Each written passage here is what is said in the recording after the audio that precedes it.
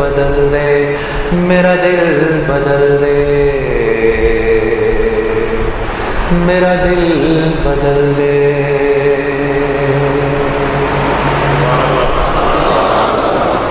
کون کون یہ چاہتا ہے کہ اللہ پیسے کے بغیر میرے کام بنائے؟ ہاتھ کھڑا کرو، سوچ لو۔ اچھا ٹھیک ہے جی، سب چاہتے ہیں۔ میں تمہیں ایسا اب نسخہ دے دیتا ہوں، بھائی جنید صاحب آپ نے بڑی تقریریں کی، بڑی پھڑیں ماری، تو اب آپ طریقہ بھی بتا دیں۔ میں آپ کو طریقہ بتا دیتا ہوں، اور قسم کھا رہا ہوں میں اللہ کی، اگر تم نے وہ کر لیا تو اللہ تمہیں بغیر مال کے پال کے دکھائے گا، ٹھیک ہے؟ اب غور سے سننا میری بات۔ مولوی صاحب وہ قرآن کی کون سی آیت ہے جس میں اللہ نے مال خرچ کرنے کے 6 طریقے بتائے ہیں کہ اس پہ خرچ کرو، اس پہ خرچ کرو، اس پہ خرچ کرو، مساکین پہ خرچ کرو، رشتہ داروں پہ خرچ کرو؟ ایک آیت ہے، کوئی حافظ اگر ادھر بیٹھو آپ کو یاد آ رہا ہے؟ ذرا بتاتے جاؤ۔ پہلے کس کا نام لیا؟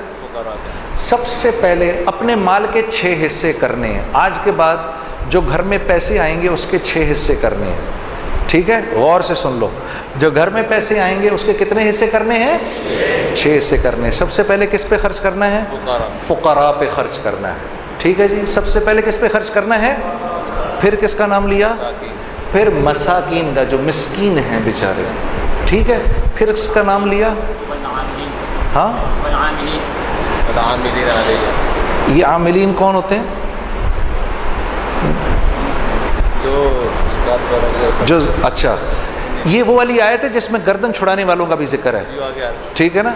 پھر جو کسی نیک مقصد میں اپنے مال کو، آپ کے مال کو خرچ کر رہے ہوتے ہیں نا، ان پر علماء سے پوچھ لینا عاملین کس کو کہتے ہیں۔ یہ تیسرے لوگ ہیں جن پر خرچ کرنا ہے۔ چوتھا کون ہے جی؟ جن کو دین کے قریب کرنے کے لیے، ہاں، جن کو دین کے قریب کرنے کے لیے، یعنی جب اللہ کے راستے میں، یعنی جو قریب آ رہا ہو اس پر خرچ کرنا، جو دین کے قریب آ رہا ہو اس پر خرچ کرنا۔ یہ نہیں کہ دعوت دینے گئے تو اسی کے گھر میں کھانا شروع کر دیا جی۔ ہاں جی، میرا ایک دوست ہے، وہ تو یہ کرتا ہی کرتا ہے، میں اس کو سمجھاتا ہوں نہ کیا کر۔ وہ جس کے گھر جاتا ہے، سر ہم بیٹھے ہوئے چائے منگوا لیں گھر سے، اندر سے، جس کو دعوت دینے گئے ہیں اسی کے گھر سے چائے منگوا لی۔ جس بندے نے مجھے وصول کیا تھا، جنید غنی نے، وہ مجھ پر پیسہ خرچ کرتا تھا، اتنا کہ میں شرم کے مارے مجھے سمجھ میں نہیں آتا تھا میں کیا کہوں، میں اس کی ہر بات مان لیتا تھا، وہ مجھ پر خرچ کرتا تھا، ٹھیک ہے؟ 4 ہو گئے، 5واں گردنیں آزاد کرنے کا، جو قیدی ہوتے ہیں، جو عدالتوں میں پھنسے ہوئے ہوتے ہیں، جن پر قرض چڑھے ہوئے ہوتے ہیں،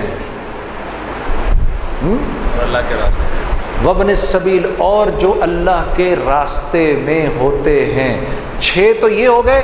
اپنے مال کے کرو 7 حصے، اور 7واں حصہ گھر والوں پر۔ اب یہ بات تو بڑی، پھر سمجھ رہے ہو کہ پاگل ہوں نا؟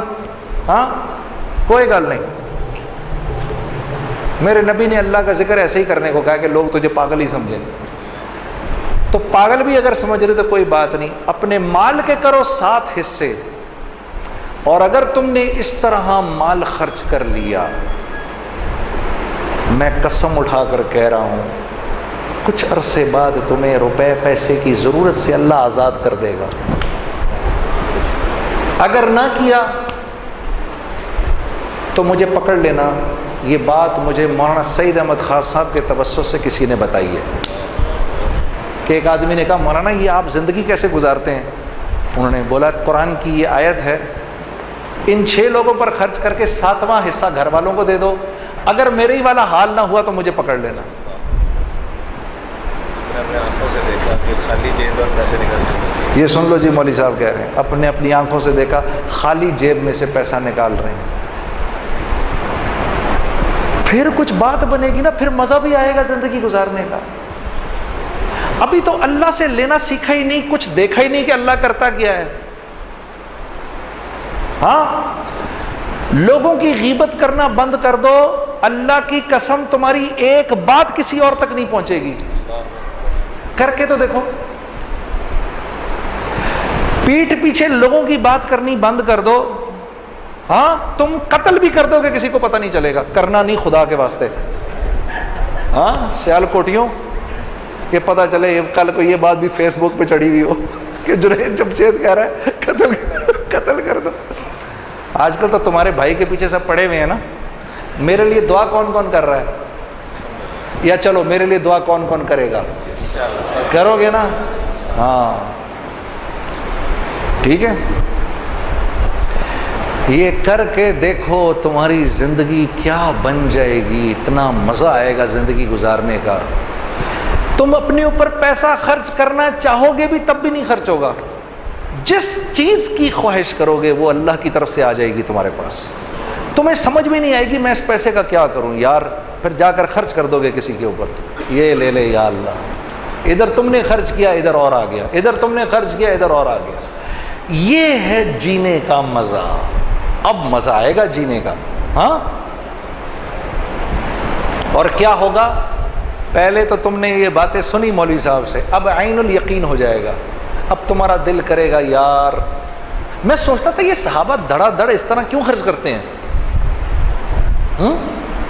سیدنا عمر نے رضی اللہ تعالیٰ عنہ نے اپنی امارت کے دوران, یہ بھی حیات الصحابہ میں ہے یہ, آپ نے 1000 درہم کی ایک تھیلی لے کر غلام کو دی کہ جاؤ ابو عبیدہ کے پاس, امین الامت. ہمیں تو سارے ہی صحابہ پیارے ہیں, پتہ نہیں کیوں میں جب ان کا نام لیتا ہوں میرے دل میں ان کے لیے بڑی محبت ہے, ابو عبیدہ بن جراح کے لیے. ان کی زندگی پڑھنا ضرور, کیا انسان تھے یہ. اپنے ان کے انتقال وقت کی زندگی پڑھنا تمہیں پتہ چلے گا ابو عبیدہ بن جراح رضی اللہ تعالیٰ عنہ کیا صحابی تھے. جا کے دو ان کو, اور تم کونے میں بیٹھ جانا, ذرا دیکھنا ابو عبیدہ کیا کرتے ہیں اس کے ساتھ. تو جی 1000 درہم کی تھیلی بھیج دی. تو پوچھا یہ کیا ہے جی؟ یہ جی 1000 اشرفیاں بھیجی ہیں. کس نے؟ امیر المومنین نے. کیوں؟ کہا جی آپ کی ضرورت. میں نے کب کہا مجھے ضرورت ہے؟ یہ امیر المومنین مجھے کیوں مشکل میں ڈالتے ہیں؟ یوں کر کے پوری تھیلی یوں کر کے کھولی, اس کی وہ بنائی. اپنی جوتی گانٹ رہے تھے اس وقت, اپنی جوتی گانٹ رہے تھے. وہ ساری اس کی پوٹلیاں بنا کے باندی کو بلایا, یہ اس کو دو, یہ اس کو دو, یہ باندھ کے سب اڑا کر اپنی جوتی گانٹنی شروع کر دی. غلام نے واپس جا کر کہا امیر المومنین آپ کے 1000 درہم کا, 1000 اشرفیوں کا یہ حشر ہوا ہے. ہاں زبان سے نکلا اللہ اکبر, اللہ تیرا شکر ہے, کیسے لوگوں پہ تو نے مجھے امیر بنایا ہے. پھر 1000 درہم کی تھیلی اٹھائی اور کہا لے جاؤ اب یہ معاذ بن جبل کے پاس جاؤ اور دیکھنا وہاں کیا ہوتا ہے. یہ حضرات گرامی علماء کرام, ان کا جھنڈا کل ہوگا معاذ بن جبل رضی اللہ تعالیٰ عنہ کے ہاتھ میں, اور یہ حضرات ان کے پیچھے ہوں گے انشاءاللہ. ہاں تو جناب ان کو دی, انہوں نے بھی ایسے کھول دی پوری تھیلی. کیوں بھیجا بھائی, کیوں بھیجا؟ ہم نے کب کہا امیر المومنین کیوں مشکل میں ڈالتے ہیں. سب بانٹ دی. تو ان کی بیٹی اور ان کی بیوی آ گئی کہ بھئی ہمیں بھی ضرورت ہے. کہا اچھا تو پہلے بتانا تھا. یوں تھیلی پھینکی, یہ رکھ لو اس میں جو کچھ بھی ہے. تو 2 اشرفیاں نکلیں اس میں سے. غلام واپس گیا, کیا ہوا؟ کہا جی یہ ہوا. کہا اللہ تیرا شکر ہے, تو نے ایسوں پہ مجھے امیر بنایا. پھر فرمانے لگے معاذ بن جبل, ابو عبیدہ بن جراح اور حذیفہ بن یمان, یہ تینوں ایک دوسرے کے بھائی کہ ان کو واقعی دل نہیں کرتا تھا. یہ جانتے تھے یہ مال اور طاقت اور حکومت کے بغیر پلنا جانتے تھے, اس لیے ان چیزوں سے ان کو کراہیت ہوتی تھی جو ہمیں پسند ہیں. ہاں ہمیں وہن ہو گیا ہے. ہمیں کیا ہو گیا ہے؟ وہن. تو صحابہ نے پوچھا یا رسول اللہ وہن کیا ہوتا ہے؟ کہا دنیا کی محبت اور آخرت کی کراہیت. موت کی کراہیت ہے ہمیں, ہم مرنا نہیں چاہتے. اللہ سے ملنے کا, اللہ سے ملاقات کا شوق نہیں ہمارے دل میں میرے دوستوں. ہمیں یہ سڑی گلی, سڑی گندی بدبودار دنیا پسند ہے. یہ دنیا ہمیں دے کیا سکتی ہے؟ معاف کرنا آپ کو بٹھا لیا تھوڑی دیر کے لیے. یہ دنیا